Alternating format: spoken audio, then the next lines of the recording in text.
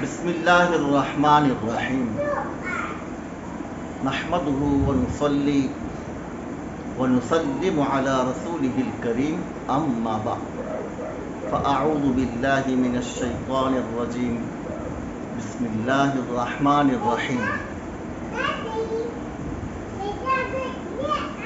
محمد رسول اللہ والذین معه أشداء على الكفار رحماء بينهم تراهم ركعا سجدا يبتغون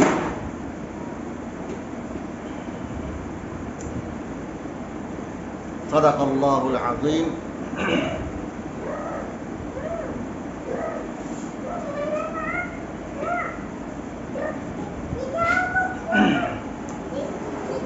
ایک دو ویڈیوز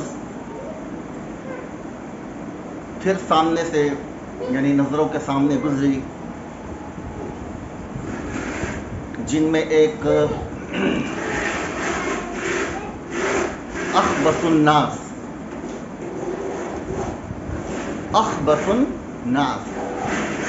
یعنی جہلم کا ایک پلیت ترین انسان،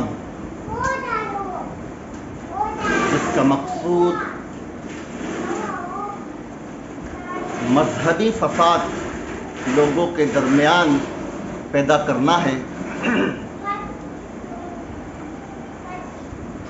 اس سے پہلے کچھ شکوہ اولاً مسلمانوں سے یہ ہے جو اس علاقے کے رہنے والے ہیں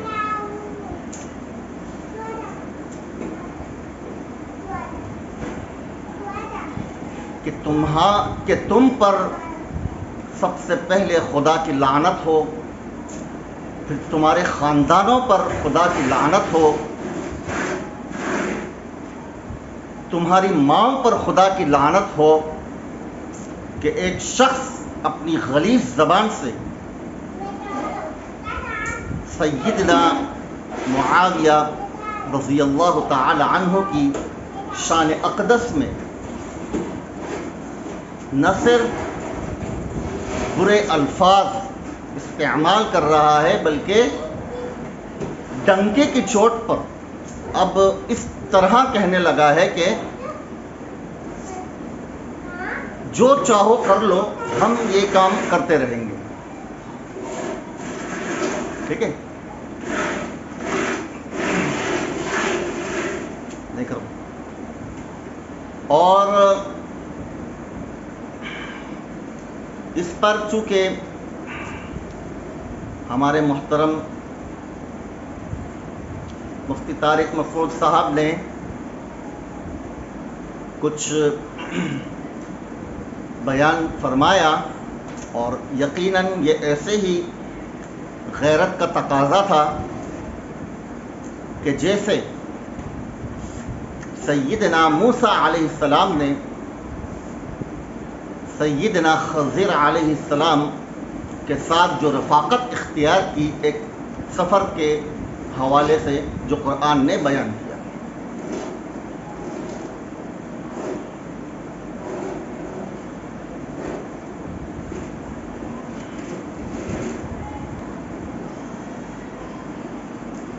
تو یقیناً برداشت کی ایک حد ہوا کرتی ہے، اور مومن کا جو قلب ہوتا ہے وہ ان باتوں سے مجروح ہوتا ہے.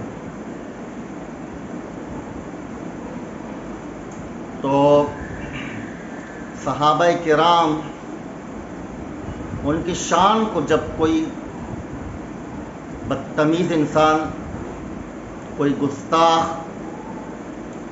اس کی عقل اس درجے کی ہوتی ہی نہیں کہ وہ موازنہ کر سکے جانبین کے اندر،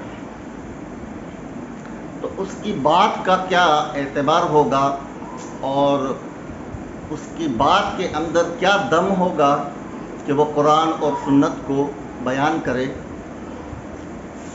لیکن چونکہ اب یہ ظاہر ہونے لگا ہے جیسے اس کی پشت پناہی پر روافض کا ضرور ہاتھ ہے. ٹھیک ہے، اس کی پشت پناہی پر روافض کا ضرور ہاتھ ہے، کیونکہ آئے دن اس قسم کے قصوں کو لے کر بک بک کرنا، کبھی جنگ جمل کے حوالے سے، کبھی صفین کے حوالے سے، کبھی کربلا کے حوالے سے، تو اس سے بہت زیادہ اس بات کا ثبوت حاصل ہوتا ہے کہ دال میں کچھ کالا ہے. اور اس کی پشت پناہی میں کون شامل ہے، کون کر رہا ہے، تو اس کو ویریفائی بڑی آسانی کے ساتھ کیا جا سکتا ہے اس کے اکاؤنٹس وغیرہ کا حساب لگا کر. جہاں جہاں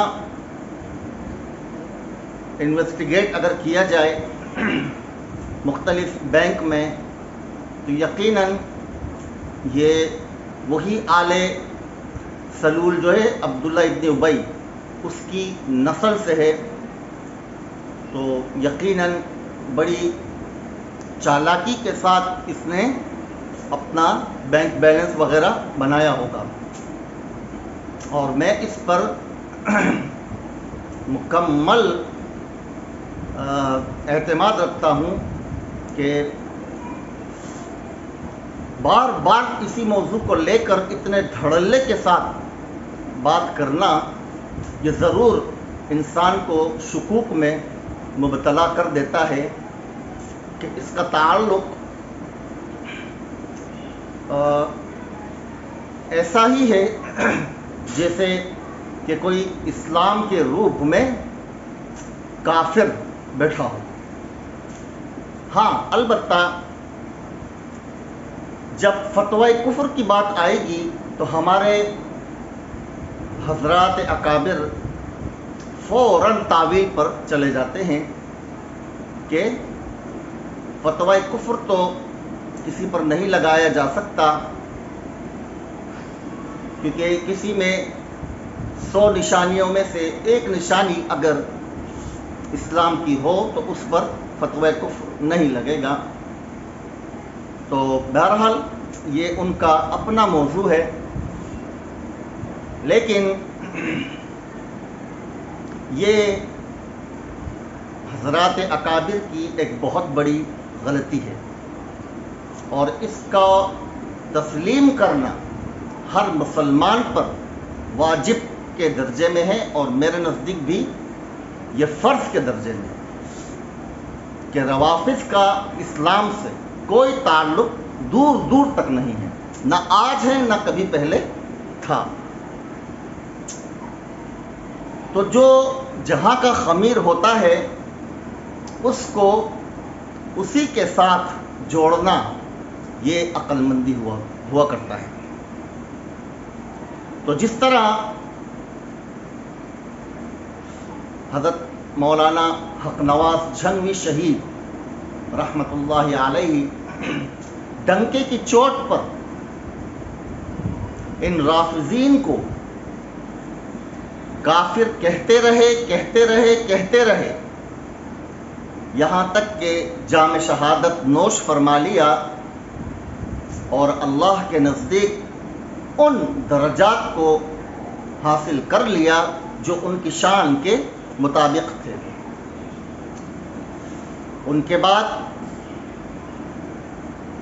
حضرت مولانا اعظم طارق شہید رحمۃ اللہ علیہ کہ جنہوں نے اپنا سب کچھ صحابہ کرام کے لیے قربان کر دیا، جان، مال، اولاد، سب کچھ، تو یہی وہ لوگ ہوا کرتے ہیں کہ جن سے اس دنیا کا کارواں چلتا ہے. لیکن اب یہ سلسلہ اس جماعت کے اندر بہت ہی کمزور ہوتا معلوم ہو رہا ہے۔ اس کی بنیادی وجہ کیا ہو سکتی ہے واللہ اعلم، لیکن ایک شکوہ ضرور ہے کہ اب وہ طریقہ اور منہج جو آپ سے پچھلوں کا تھا وہ باقی نہیں رہا۔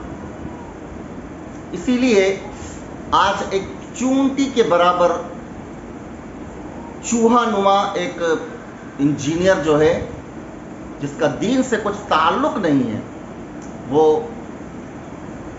بڑبڑ کرنے لگا ہے اور جانشین جھندوی وہ تماشا دیکھ رہے ہیں، پتہ نہیں کس چیز کا اور کس چیز کے منتظر ہیں واللہ اعلم، اور دعوی محبت صحابہ کرام اور تحفظ صحابہ کرام کے نام سے اس دنیا میں اپنی سانسیں لے رہے ہیں۔ تو یہ بھی ہمارا ایک گلہ ہے، تعجب ہے، شکوہ ہے۔ ہونا تو یہ چاہیے کہ کوئی بھی شخص اس کی بھری محفل میں دنیا کے سامنے اسے ایسا ذلیل کر دے، میں یہ نہیں کہتا کہ اس کا سر ہی اڑا دے، لیکن اس فتنے کا سدباب اس قدر آسان اور چٹکی کا کام ہے کہ میں حیران ہوں کہ ایک ماں نے ایسا جوان نہیں جنا کہ جو اس بدبخت کی زبان کو کھینچ کر باہر نکال دے، جو اس قدر گستاخیوں پہ اتر آیا ہے کہ اب اپنے آپ کو دھڑلے سے کہتا ہے کہ میں تم جتنا کہو گے سیدنا معاویہ کی شان اقدس میں اتنا ان کو برا بھلا کہوں گا۔ تو اس باپ پر لعنت، اس ماں پر لعنت کہ جس نے اس جیسے خبیث کو پیدا کیا۔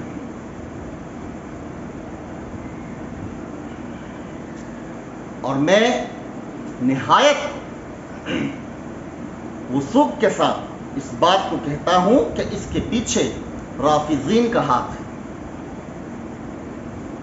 ٹھیک ہے، تو انشاءاللہ ایک ملاقات تو ہمارے ساتھ ہے، اگر یہ زندہ رہا اور ہم بھی زندہ رہے، اور ایک بس منتظر ہیں انشاءاللہ ایک خاص موقع اور وقت کے۔ ابھی تو آن لائن پر آ گیا کہ آن لائن کر دیتے ہیں، مختلف بہانے کیا کرتے ہیں، لیکن ایک بات ضرور سن لیجئے کہ یہ جتنا بھی اصحاب رسول صلی اللہ علیہ وسلم کی شان کو بیان کر لے، یہ اندر سے منافق کافر ہے، کیونکہ روافض کا مذہب وہ ہے جھوٹ پر مبنی، سازش پر مبنی۔ تو ان کے مذہب میں جھوٹ ایک عبادت ہے، تو جس مذہب میں جھوٹ عبادت ہو تو وہاں فتنہ فساد کا پھیلانا کوئی مشکل کام نہیں ہے۔ لیکن میں نے ایک بات آپ سے پہلے بھی کہی، ابھی پھر کہتا ہوں کہ اللہ کے رسول صلی اللہ علیہ وسلم نے فرمایا کہ جس نے میرے صحابہ سے بغض رکھا تو گویا کہ اس نے مجھ سے بغض رکھا۔ اس بات کی توضیح کیا ہے، اس کی تشریح کیا ہے، معلوم ہے آپ کو؟ دیکھیں، آپ صلی اللہ علیہ وسلم کے زمانے میں کسی نے سیدنا ابو بکر کا پیچھا نہیں کیا، عمر کا نہیں کیا، عثمان کا، طلحہ کا، زبیر کا نہیں کیا۔ ان سب کا جو تیر بہدف تھا وہ رسول اقدس صلی اللہ علیہ وسلم کی ذات اقدس تھی، یہ بات ہر ایک جانتا ہے۔ تو یہ جو ابو جہل اور ابو لہب وغیرہ اس زمانے کے جو انجینئر مرزا اور غامدی وغیرہ تھے، کہیں سے بھی یہ تصور آپ کو تاریخ میں آپ صلی اللہ علیہ وسلم کے زمانے میں نہیں مل سکتا کہ انہوں نے آپ کے اصحاب سے کوئی بغض و عناد رکھا ہو۔ پھر آپ اگر سیدنا ابو بکر کا زمانہ لیں تو چونکہ آپ صلی اللہ علیہ وسلم کی ذات اقدس موجود نہیں تھی، تو آپ کے زمانے میں یہ فتنے ختم ہوئے۔ ایک مرتدین کا جو فتنہ کھڑا ہوا تو وہ در حقیقت تھے ہی کافر، اندر سے منافق۔ اسی لیے ایک بات ضرور ذہن میں رکھ لیجیے، بہت سے لوگ کہتے ہیں کہ آج مسلمانوں کو دیکھ کر لوگ اسلام میں داخل نہیں ہوتے، تو یہ ایک بے وقوفانہ سی بات ہے، ٹھیک ہے؟ کیونکہ آپ آج کی بات کر رہے ہیں، خدا کے بندوں، میں آپ کو 1450 سال پرانی بات بتانے چلا ہوں کہ رحمت عالم صلی اللہ علیہ وسلم کے زمانے میں بھی یہی حال تھا۔ بات کو سمجھے کہ جنہوں نے اس دعوت یا اس بات کو چھوڑ کر ذات کی اتباع کی، یعنی اس ذات کی در پہ لگ گئے اور اسی کا دامن پکڑ لیا، اس دعوت کو چھوڑ کر جس کی جانب بلایا جا رہا ہے، تو وہ کیا رہے؟ سولی پہ لٹکے رہے۔ جس لیے اسی وجہ سے آپ صلی اللہ علیہ وسلم کی جو ہی وفات ہوئی تو وہ سب تمام کے تمام لوگ مختلف ہیلے اور بہانوں سے اسلام سے پھر گئے۔ یہ تھی اصل وجہ ان لوگوں کی کہ جنہوں نے ارتداد کو اختیار کیا۔ اور اس پر دلیل سیدنا ابو بکر رضی اللہ عنہ کی ان کا وہ خطبہ ہے جو آپ نے فرمایا وما محمد الا رسول۔ یہ جو آپ نے آگے بیان فرمایا یا خطبہ فرمایا کہ جو محمد کی عبادت کرتا تھا تو وہ سن لے کہ محمد اس دنیا سے رخصت ہو چکے، اور جو اللہ کی عبادت کرتا تھا وہ ذات موجود ہے۔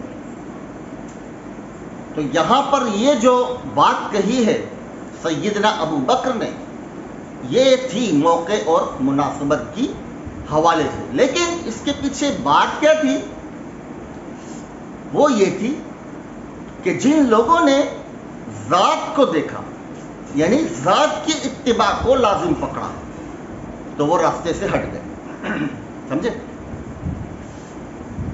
اور قریب تھا کہ ایک بھی نہ بچتا، قریب تھا کہ ایک بھی نہ بچتا، سارے کے سارے یا تو دیوانے ہو جاتے یا ارتداد کو اختیار کرتے، ماں سوائے سیدنا ابو بکر رضی اللہ تعالی عنہ کے، کہ جن کو اللہ تعالی نے ثابت قدم رکھا۔ یہ اتنی سی بات اگر کوئی سمجھ لے یا سمجھ جائے تو کبھی بھی وہ خلافت کی بحث نہیں کرے گا۔ لیکن میں نے آپ کو بتایا نا کہ جب مقصود انتشار اور فساد ہو تو پھر ان کے سامنے حقیقت کوئی معنی نہیں رکھتی۔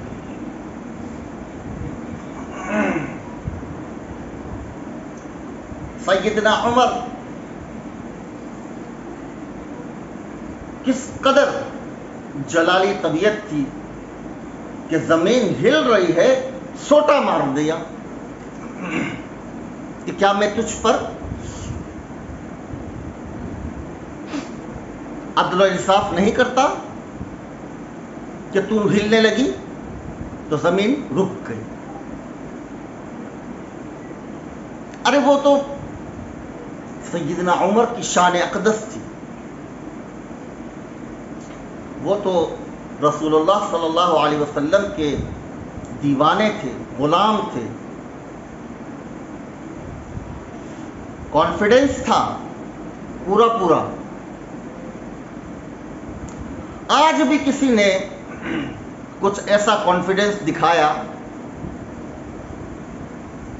نہ سمجھنے اور نہ دیکھنے والوں کی، جو یہ کہے کہ میں نہ سمجھوں گا نہ دیکھوں گا، تو ان کی تو کوئی کمی نہیں، لیکن دنیا کے سامنے دکھا دیا یہ کہہ کر کہ اے اللہ، آپ کی عزت، آپ کے جاہ و جلال کی قسم اور آپ کے ان اولیاء کرام کی قسم، ان بدبختوں کو جو آج بھی اس موضوع کو زیر بحث لیے پھر رہے ہیں، جبکہ موقع مناسبت اس بات پر ہے کہ اس مشکل گھڑی میں میرا کیا فرض ہے، میرے بھائیوں کا کیا فرض ہے، جو ہمارے بھائی مر رہے ہیں، مکانات تباہ ہو گئے بارشوں کی بنا پر، میرا سینہ کٹ جاتا ہے۔ میں نے ایسی ویڈیو بروز بدھ بیان کی تھی جس کو میں نے اپلوڈ نہیں کیا، لیکن اس کا کچھ خلاصہ میں نے لکھ کر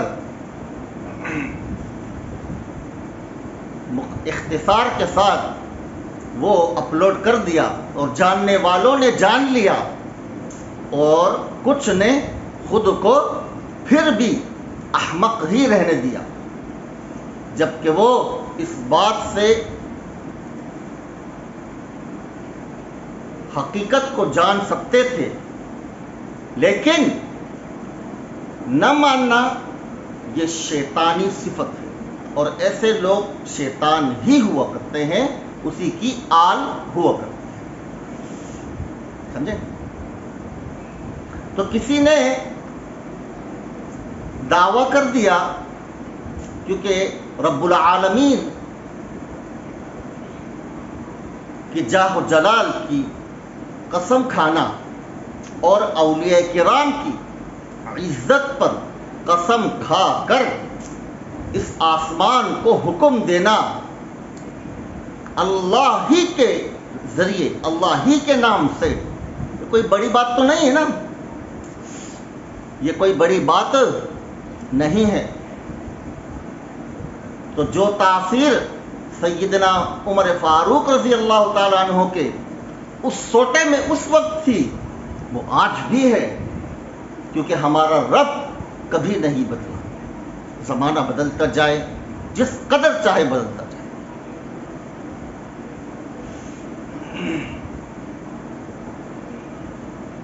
تو یہ جو کچھ جذباتی ایک ویڈیو تھی، اسے میں نے اپلوڈ نہ کی، کچھ اپنے حال پر جب نظر کرتے ہیں تو شرم محسوس ہوتی ہے کہ اس دنیا میں ہم، یعنی میں زندہ ہوں اور امت محمد کا شیرازہ بکھرتا جا رہا ہے۔ پتہ نہیں لوگ کیسے کھاتے ہیں، پیتے ہیں، سوتے ہیں، بڑی بڑی لمبی لمبی باتیں بھی کرتے ہیں، واللہ اعلم ان کے قلوب کا کیا حال ہے، وہ کیسے اس دنیا میں جی رہے ہیں، میری سمجھ سے بالاتر ہے۔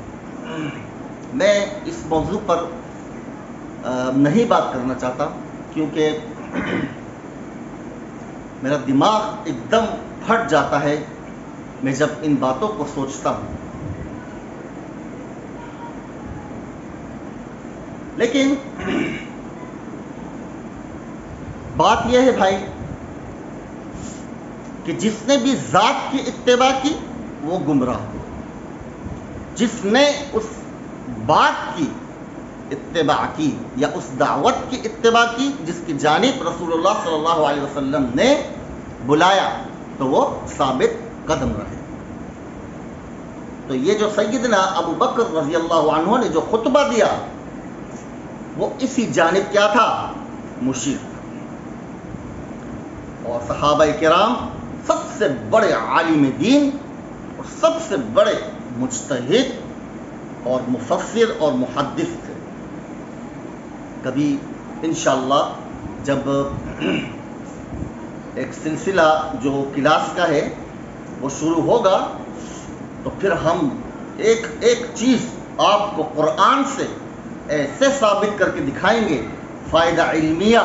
میں نے جو آپ کو کہا نا کہ ہماری کلاس 3 چیزوں پر مشتمل ہوگی، ایک عربی پر، نمبر 2 فائدہ علمیہ پر، اور نمبر 3 رد پر۔ اور وہ رد ساری دنیا کے سامنے صرف اور صرف قرآن سے بیان کیا جائے گا، نہ حدیث، نہ اجماع، نہ قیاس، کچھ بھی بیان نہیں ہوگا، صرف اور صرف قرآن سے بات کو بیان کیا جائے گا، اس حال میں کہ ہر ایک مانے گا کہ قرآن تبیانا لکل شیء ہے۔ ٹھیک ہے، یعنی احادیث متواترہ، احادیث صحیحہ وہ تو اپنی جگہ پر ہے، لیکن اس پر تو کوئی نہ کوئی کیڑا نکال ہی لیتا ہے نا، سند کے حوالے سے، اس حوالے سے، اس حوالے سے۔ تو انشاءاللہ ہم حدیث پر جائیں گے ہی نہیں، اسی قرآن سے ہر چیز کو ثابت کر کے آپ کو دکھا دیں گے۔ منتظر رہیے کہ وہ دن کب آتا ہے، کیونکہ وہ ایک چیز پر موقوف ہے، انشاءاللہ جلد سامنے آ جائے گا۔ مجھے کوئی فکر نہیں، کوئی کمی نہیں، کوئی ٹینشن نہیں، میں ان کی طرح یہ غامدیوں اور یہ انجینئروں کی طرح پورا ہفتہ کتابی کیڑا نہیں بنتا، الحمدللہ۔ اللہ تعالیٰ اس بات پر گواہ ہے، ہمیں تو فرصت ہی نہیں دوسرے کاموں سے، اس کے باوجود اگر قلم اٹھا لوں تو انشاءاللہ آپ دیکھ لیں گے کہ وہ نحو جو ہم 2 سے 4 سال میں پڑھتے ہیں، میں انشاءاللہ چند مجالس میں آپ کو نحو کا امام بنا ہوا ان لوگوں کو جو شوق رکھتے ہیں۔ مراد میری اسکول اور کالج کے، یونیورسٹیوں کے طلباء ہیں، باقی مدارس کے تو طلباء ماشاءاللہ وہ تو اپنے اساتذہ کرام سے فیوز و برکات کو حاصل کرتے ہیں، لیکن بتانے کا مقصد یہ ہے کہ میں نے اپنے اساتذہ کرام سے جو کچھ حاصل کرنا تھا وہ میں نے طالب علمی کے زمانے میں کر لیا۔ اب میں علامہ بن جاؤں گا کتب کو پڑھ کر، ایسا کچھ بھی نہیں ہے۔ وہ تھا زمانہ لینے کا، کچھ بننے کا، تو اس میں جو کچھ حاصل کیا اب وہی چلے گا۔ بات سمجھے؟ تو مجھے کچھ مطالعے کی حاجت نہیں رہتی ان جیسوں کے لیے یا کچھ بھی پڑھانے کے لیے، خواہ وہ حدیث سے متعلق ہو، خواہ وہ قرآن سے متعلق ہو، خواہ وہ علم بدیع سے متعلق ہو، میراث سے متعلق ہو، جس سے بھی متعلق ہو۔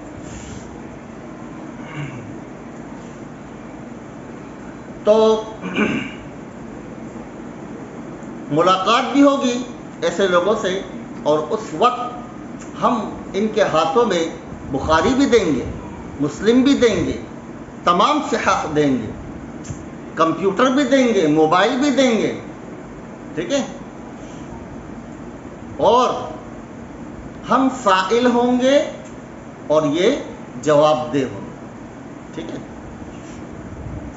اور اگر وہ سائل بننا چاہیں گے تو ہم جواب دیں گے انشاءاللہ، اور وہ لمحہ تمہاری زبان کو چپ کروا دے گا، کیونکہ حق جب ہوتا ہے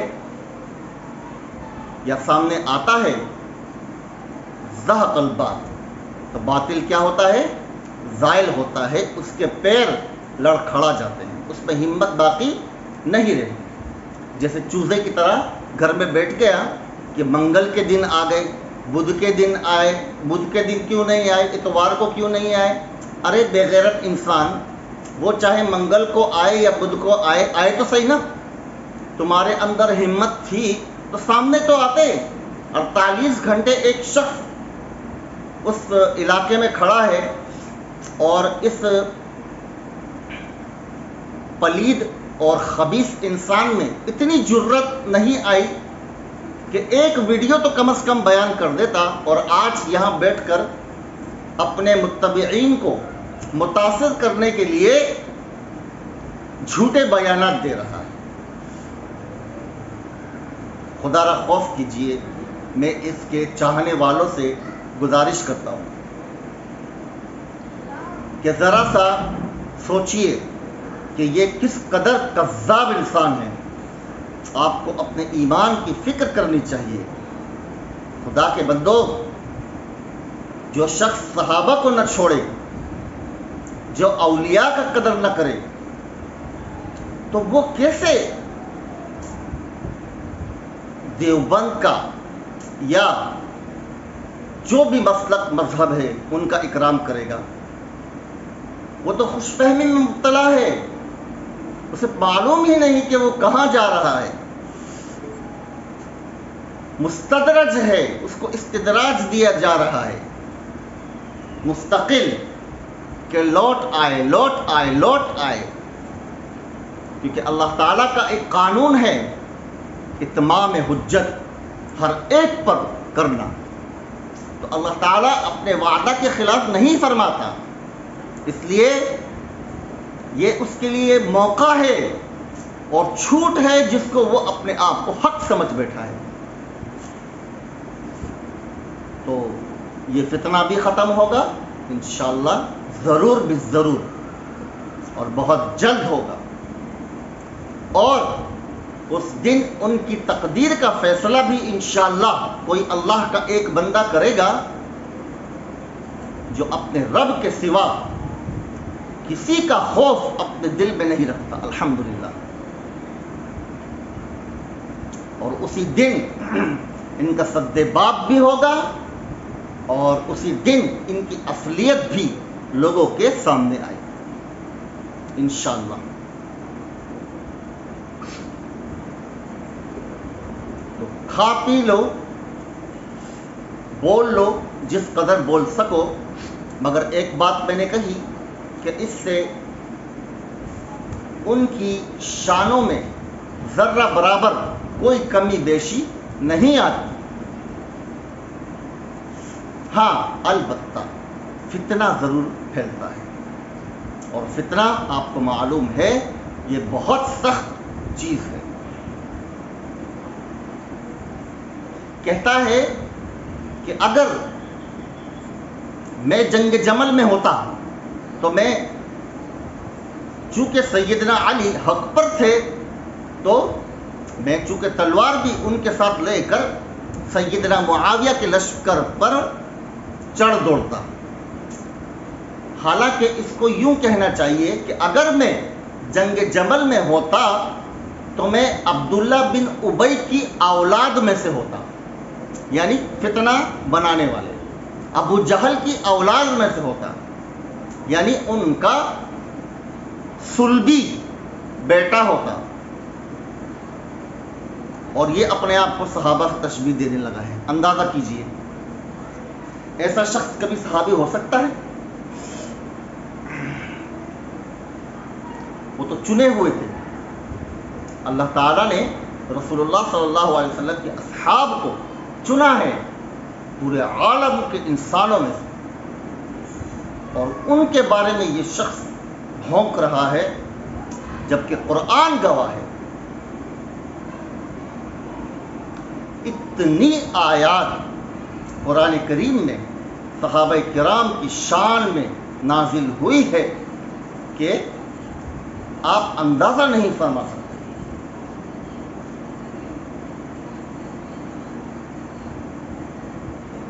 وَزُلْزِلُوا زِلْزَالًا شَدِيدًا، اور ایک مقام پر فرمایا کہ ہم نے ان کے قلوب کو آزمایا ہے۔ اس بات کو ذرا سمجھیں۔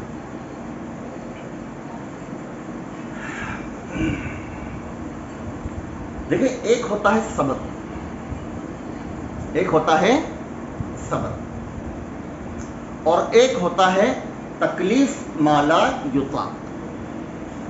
کسی کو اتنا آزمانا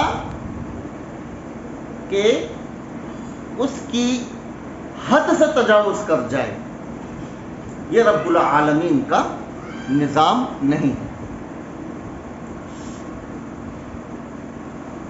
لیکن صحابہ کرام کو چونکہ خاص کرنا تھا اس عالم میں، اس لیے اللہ تعالیٰ نے فرمایا زلزلوا زلزالا شدیدا، کہ ہم نے ان کے قلوب کو ایسے جھٹکا دیا کہ ثابت ہو جائے سارے عالم کے سامنے کہ واقعتاً یہ رسول اللہ صلی اللہ علیہ وسلم کے اصحاب ہیں.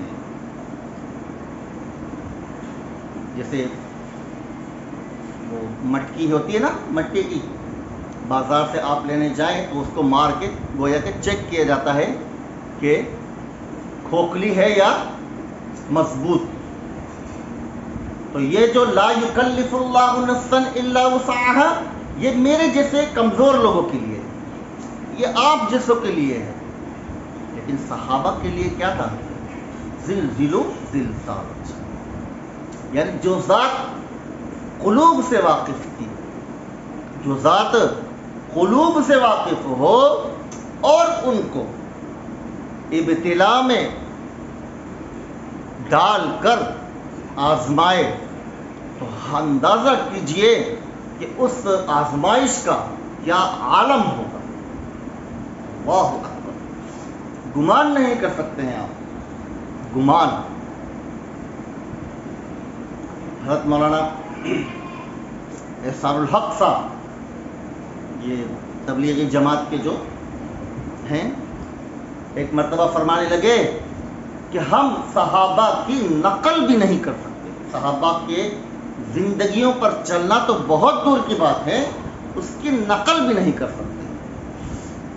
یعنی وہ یہ فرمانا چاہتے ہیں کہ ہم صحابہ کی زندگی کو بیان ہی نہیں کر سکتے. ایسے اعلیٰ ظرف اور ایسے پاکیزہ دلوں کے مالک تھے اور ایسے اللہ کے ولی تھے کہ ان کا بیان محال ہے، محال.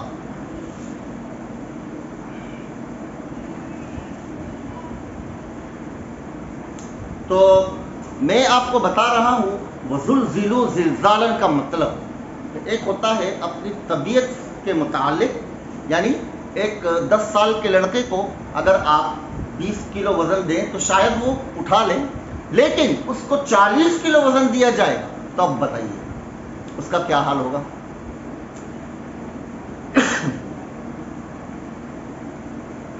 تو ہر انسان کی ایک غیرت ہوتی ہے، ہر انسان کی ایک غیرت ہوتی ہے، اور اس غیرت کے سامنے وہ اپنا سب کچھ قربان کرنے کے لیے تیار ہو جاتا ہے جب اس کی حدود کو پار کر دیا جائے. مثلا میرا ایک چھوٹا بیٹا ہے، بسام نام ہے اس کا.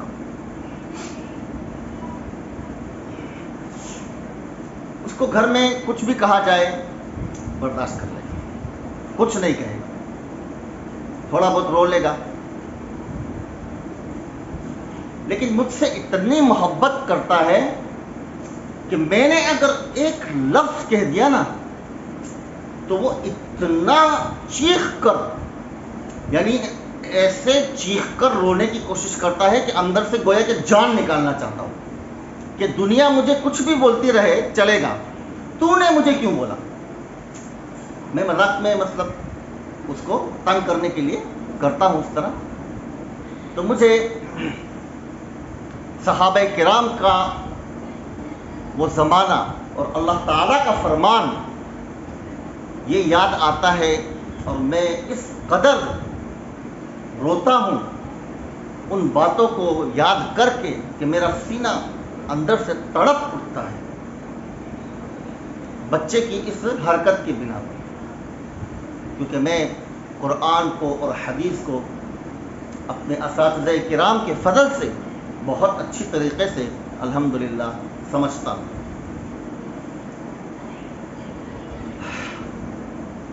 تو یہ تھے ہمارے صحابہ،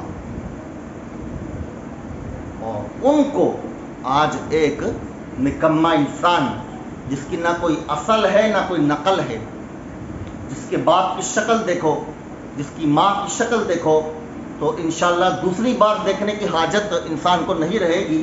ایسے بدنما چہرے ہوں گے، دیکھ لیجئے، میں نے دیکھا نہیں، آپ دیکھ لیجئے۔ اور یہ لوگ چلے ہیں دین سکھانے۔ خدا کا خوف کرو، کچھ تو نصیحت حاصل کرو، کبھی تو موقع اور مناسبت کا خیال کرو۔ ہر روز ایک بات کرتے ہو، ہر روز ایک بات کرتے ہو، کیوں؟ کتنے پیسے ملتے ہیں، کتنے ڈالرز ملتے ہیں، کتنے چیکس ملتے ہیں، بتائیے نا، کہ آپ کو یہ کہ آپ نے اپنی آخرت کو داؤ پر لگا دیا ہے، اپنی آخرت کو بھی داؤ پر لگا دیا، اپنی قبر کو، اپنی حشر کو۔ وہ پیسے، وہ رقم ہم آپ کو دے دیں گے، ذرا سا بول کر تو دیکھیں۔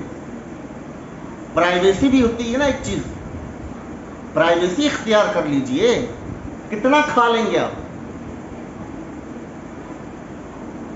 اور کب تک کھا لیں گے؟ ایک دن تو اس دنیا سے جانا ہے، سمجھے بات؟ دولت، شہرت، عزت اس دور کا سب سے بڑا فتنہ ہے، اور جو شخص ان تین چیزوں سے دشمنی اختیار کرے گا اللہ تعالیٰ اسی کو کامیاب کرے گا، باقی ناکام ہونے والے ہیں بدترین۔ یہ یاد رکھیے، شہرت، عزت، دولت، ان تین چیزوں کو زندگی سے نکالیں گے نہیں تو آپ کو قبر میں بھی سکون نہیں، حشر میں بھی سکون نہیں، دنیا میں بھی کوئی سکون حاصل نہیں ہونے والا۔ چاہے تم جتنی نمازیں پڑھو، چاہے تم جتنے اذکار کرو، چاہے تم جتنی تلاوتیں کرو، لیکن جب تک درد مومن اپنے سینوں کے اندر پیدا نہ کرو گے، تمہاری کامیابی ہو جائے سوال پیدا نہیں ہوتا۔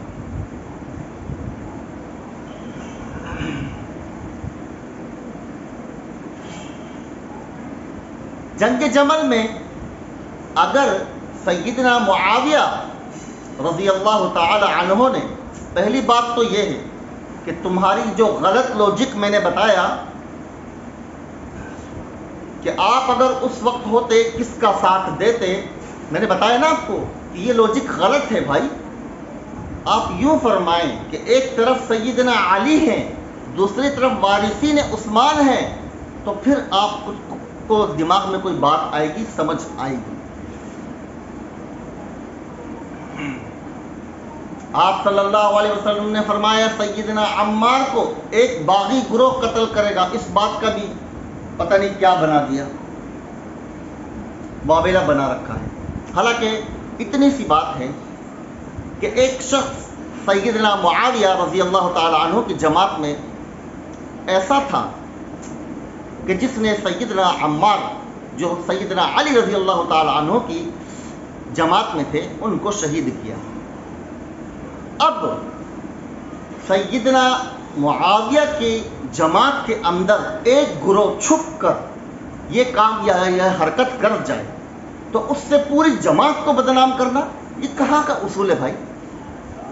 اتنی سی بات ہے، اتنی سی، اس کو نہ جانے کتنا بڑا کر کے پیش کیا جا رہا ہے، فقط پیسوں کے لیے، شہرت کے لیے۔ ظالموں، اگر ایسی بات ہے، اگر یہ الزام ہے سیدنا معاویہ پر، پہلی بات تو ایسا ہے ہی نہیں، سیدنا معاویہ بھی حق پر تھے، سیدنا علی بھی حق پر تھے، ہاں اگر کچھ مصلحتاً سیاستاً کچھ تاخیر جو ہوئی ہے تو وہ سیدنا علی کی فقاہت پر دلیل ہے. یہ مقصود ہرگز نہیں کہ سیدنا علی سیدنا معاویہ کے خلاف تھے. بات کو سمجھے؟ یہ ہو نہیں سکتا کہ خلیفۃ المؤمنین خلیفہ ثالث سیدنا عثمان کو شہید کر دیا جائے اور سیدنا علی سیدنا معاویہ سے جنگ کرے. ایسا ہو نہیں سکتا. ان پر تو واجب تھا قصاص، اور اس قصاص کو لیا گیا. تاریخ میں دیکھ لیجیے، چن چن کر لیا گیا، اور تم ہی لوگ تھے جنہوں نے ان کو شہید کیا. پتہ ہے، یہی رافضین، یہی انجینئر مرزا جیسے لوگ تھے، یہ انہی کی نسل چلتی ہوئی آج تک آ رہی ہے.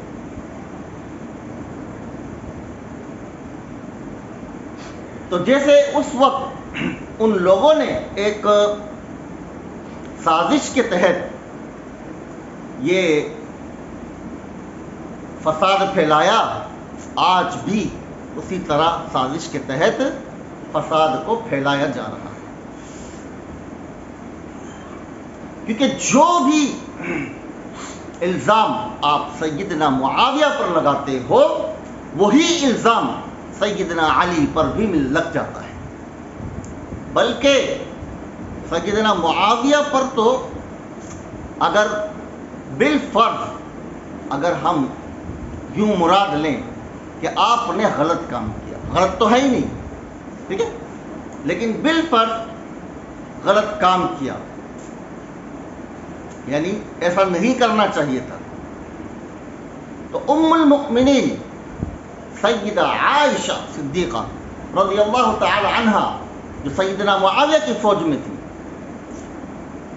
جن کو ام المؤمنین کہا گیا ہے، جو ہم سب کی مسلمانوں کی مائیں ہیں، جن سے نکاح حرام تھا، اور اس نکاح کی حرمت قرآن اور حدیث سے ثابت ہے. اب مجھے بتاؤ کہ سیدنا علی نے اپنی ماں پر تلوار اٹھائی؟ میری آپ کی ماں کی تو کوئی حیثیت ہی نہیں ہے، ٹھیک ہے. اس پورے عالم کے انسانوں کی ماں کی حیثیت ایک طرف فرما لیجئے، اور ازواج مطہرات صلی اللہ علیہ وسلم کی جو ازواج تھی ان کی حرمت، ان کی عزت ایک طرف ہے. بات سمجھے؟ لاکھوں مائیں قربان ہیں، لاکھوں بہنیں قربان ہیں ان لوگوں کی تقدس اور ان کی عظمت پر. پتہ ہے کیوں؟ اس بات کو عجیب انداز میں مت لیجئے، اس لیے کہ انہوں نے ان تکالیف کو برداشت کیا ہے جس کا میں آپ تصور نہیں فرما سکتے، اور ہم تک دین کو پہنچایا ہے. تو آج ہمیں کچھ معلوم ہوا کہ اللہ کیا ہے، اس کا رسول کیا ہے، اور دین کیا ہے. اگر وہ ان کی طرح منافقت کو اختیار فرماتے تو آج یہ دین ہماری اصل حالت میں نہ ہوتا، اور ہمارے لیے دنیا میں بھی رسوائی ہوتی، آخرت میں بھی رسوائی ہوتی. تو اب مجھے یہ بتائیے کہ سیدنا علی نے کب خیال کیا کہ وہ بھی تو ام المؤمنین پر چڑھائی کی نہیں کی؟ دیکھ لیجیے. اور میں طارق مسعود صاحب سے اس بات پر کہنا چاہتا ہوں کہ ہم غریبوں کی تو کوئی سنتا نہیں ہے ویسے بھی، لیکن آپ اس بات کو بیان کیجئے کہ آپ سیدنا معاویہ کو کہتے ہو تو سیدنا علی نے بھی تو خیال نہیں کیا. ان کا قصور کیوں معاف کیا جا رہا ہے؟ ان کو کیوں نہیں دیکھا جا رہا؟ اگر آپ کو انصاف کرنا ہے، جو کر تو نہیں رہے، آپ اپنا ہی برا کر رہے ہو، اپنی ہی قبر کو خراب کر رہے ہو، لیکن بطور مثال اگر آپ کو انصاف کرنے کا بڑا شوق ہے تو پھر بتاؤ نا کہ کیوں ام المؤمنین پر تلوار اٹھائی، کیوں ان پر چڑھائی کی؟ ہے اس کا جواب تمہارے پاس؟ دکھاؤ. اور یہ جو کہا جاتا ہے اس میں اتنے ہزار صحابہ شہید ہوئے اور یہ سب جھوٹ ہے، ایسا کچھ بھی نہیں ہے، چند ایک تعداد تھی، یہ سب جھوٹی باتیں ہیں۔ 70,000 صحابی شہید ہو گئے اور ایسا ہوا اور ویسا ہوا، یہ جھوٹ کا ایک پلندہ ہے۔ یہ بھی انہی منافقوں کی ایک چال تھی کہ جنہوں نے مسلمانوں کے قلوب کے اندر اس غلط بات کو ڈالا کہ دیکھو سیدنا معاویہ اور ام المؤمنین سیدہ عائشہ رضی اللہ عنہم اجمعین کی وجہ سے کتنا نقصان ہوا۔ یہ بھی جھوٹ ہے، پتہ ہے آپ کو؟ یہ تاریخی جو روایات اس حوالے سے بیان کی جاتی ہے، اس کے اندر کوئی حقیقت نہیں ہے۔ ہاں، لڑائی ضرور ہوئی دو گروہ کے درمیان، لیکن وہ ایسے ہی لڑائی تھی جیسے ہم اپنے بھائی کے ساتھ جب لڑائی کرتے ہیں تو کیا اس کو جان سے مار دیتے ہیں؟ نہیں۔ جب ہم اپنی زندگی میں اپنے آپ کو جب دیکھتے ہیں کہ ہم اپنے بہن بھائیوں سے اس طرح نہیں لڑ سکتے کہ ان کو قتل ہی کر ڈالیں، ان کے ٹکڑے کر ڈالیں، تو کیسے گمان کیا جا سکتا ہے کہ 70,000 صحابہ کرام شہید ہو جائیں؟ اتنے بڑے متقی کہ جن کے بارے میں قرآن ناطق ہے، رضی اللہ عنہم اجمعین، کیا اتنے سستے خون تھے ان کے؟ یہ جھوٹی باتیں کرنا چھوڑ دیجیے، ایسا کچھ بھی نہیں۔ اور سیدنا علی کی پاکیزگی کو کیسے بیان کرو گے؟ بتاؤ، سیدنا معاویہ نے تو امیر کے خلاف بغاوت کی نا، آپ کے مطابق، جبکہ وہ بغاوت نہیں ہے، بالکل درست فیصلہ ہے۔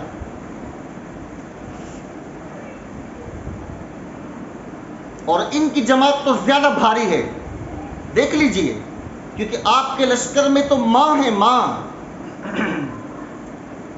جن کے شوہر ابو الانبیاء ہیں، انبیاء کے سردار ہیں۔ تو سیدنا علی نے زیادہ بڑی غلطی کی یا سیدنا معاویہ نے؟ بتائیے، ہے جواب آپ کے پاس؟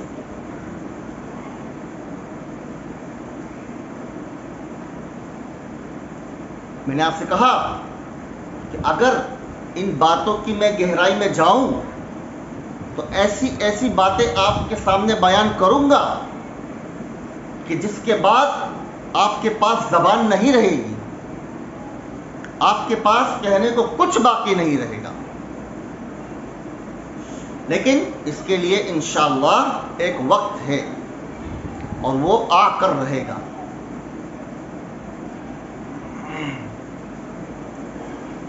خدا را اپنے آپ کو سنبھال لو، اپنی عزت کو، اپنے ایمان کو محفوظ کر لو۔ جو کچھ تم کو ملا اس بکواس کے ضمن میں، وہ سب کے سب جلا کر راکھ کر دو، سمجھے؟ کیونکہ ام المؤمنین، ماں پر تلوار اٹھانے والے کی قیمت عند اللہ کیا ہے؟ دنیا کے حوالے سے اگر دیکھو تو جہنم اس پر واجب ہے، تو پھر ام المؤمنین کا کیا عالم ہونا چاہیے، اس کا تصور ذرا کیجیے، اور پھر بتائیے کہ کیا سیدنا علی کی شان کے مطابق تھا؟ انہیں تو چاہیے تھا کہ سر بخم فرماتے، یعنی سیدہ عائشہ ام المؤمنین تھی، ان کے سامنے سجدہ ریز ہو جاتے، ہتھیار ڈال دیتے، انہوں نے تو باقاعدہ چڑھائی کی ہے۔ کیوں؟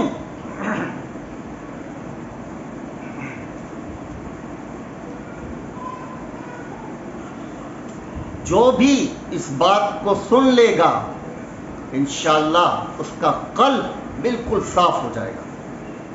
کبھی بھی وہ صحابہ کرام سے متعلق جو واقعات ہوئے، مشاجرات صحابہ، ان پر اپنی بدزبانی نہیں کرے گا۔ اس کے لیے علوم چاہیے، اس کے لیے وہ سمجھ اور فکر چاہیے جو ایک انسان میں ہونی چاہیے اور تمہارے اندر نہیں ہے۔ بات کو سمجھیں؟ تو اس وقت جو کچھ ہوا چھوڑ دو اور اپنی اور میری اور اس امت کی فکر میں لگ جاؤ. خدا کے بندو، وہ تو کامیاب ہو چکے، اس کو قرآن کہہ چکا ہے. خلفائے اربعہ کامیاب ہیں، سمجھے؟ ہاں، سیدنا معاویہ کامیاب ہیں، ابو سفیان کامیاب ہیں، تمام کے تمام وہ صحابہ کرام جو آپ صلی اللہ علیہ وسلم کی جنہوں نے رفاقت اختیار کی، وہ سب کے سب کامیاب ہیں. اس لیے اپنا یہ گندا سینہ خود برداشت کرو، اپنا یہ زہر آلود زبان دنیا کے سامنے مت لاؤ، ورنہ اللہ تعالیٰ تم کو ایسا ذلیل کرے گا، ایسا رسوا کرے گا کہ اس کی تم تاب نہیں لا پاؤ گے. یہ یاد رکھنا. اور ایک آخری بات اور سنو کہ اگر تم نے ابھی سے اپنا دامن نہ سمیٹا، ابھی سے اپنا دامن نہ سمیٹا، تو پھر وہ دن دور نہیں کہ پھر تمہارے لیے پیچھے مڑنا ناممکن ہو جائے گا، اور تمہارے لیے سوائے بدنصیبی اور آگ کے علاوہ کچھ نہیں رہے. یہ یاد رکھنا. تم جتنی بھی نمازیں پڑھو، تلاوتیں کرو، لوگوں کو دین سکھاؤ، بے وقوف بناؤ، چوتیا بناؤ، جتنا بنا سکتے ہو بناؤ، لیکن کبھی حق کو بدل پاؤ گے اس کا سوال پیدا نہیں ہوتا.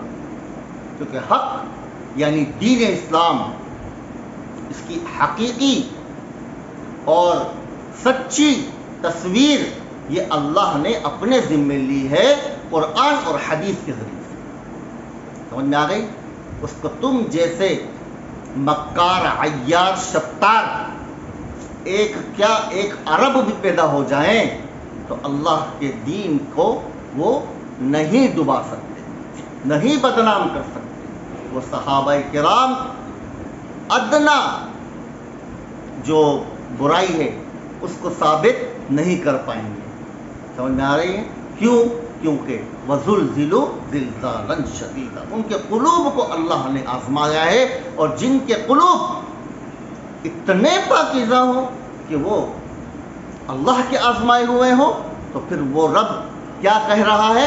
رضی اللہ عنہ. یہ ہے وجہ کہ اللہ نے ان کو رضی اللہ کیوں کہا. مجھے آپ کو کیوں نہیں کہا؟ ہمارے لیے کیوں نہیں فرمایا؟ کیا ہم امتی نہیں؟ ہاں، صحابی نہیں، کیا ہوا؟ تو ہمیں اللہ نے اگر بعد میں پیدا کیا تو اس میں ہمارا کیا قصور؟ بات سمجھے؟ لیکن ہم صحابی نہیں، صحیح ہے، لیکن ہمارے قلوب کو رب جانتا ہے کہ اندر سے ہم کتنے گندے اور میلے ہیں، اور ان کے قلوب کس قدر پاکیزہ اور صاف تھے. یہ ہے وجہ جس کی بنا پر اللہ نے رضی اللہ کا خطاب ان کو دے دیا. اور آج ایک بدبخت، بے شرم، بے حیا انسان کھلے عام کہتا ہے کہ میں ڈنکے کی چوٹ پر کہوں گا، اور اس پر دلائل بھی رکھتا ہے. دلائل تو بہت دور کی بات ہے. اب تم سیدنا علی سے متعلق بتاؤ کہ انہوں نے کیوں ام المؤمنین پر تلوار اٹھائی، جبکہ زندگی کی دنیا کی ماں کے اوپر تلوار کا اٹھانا یہ باعث جہنم ہے، باعث رسوائی ہے. ام المؤمنین کا کیا عالم ہونا چاہیے؟ اس کا جواب دو. وآخر دعوانا الحمدللہ رب العالمین.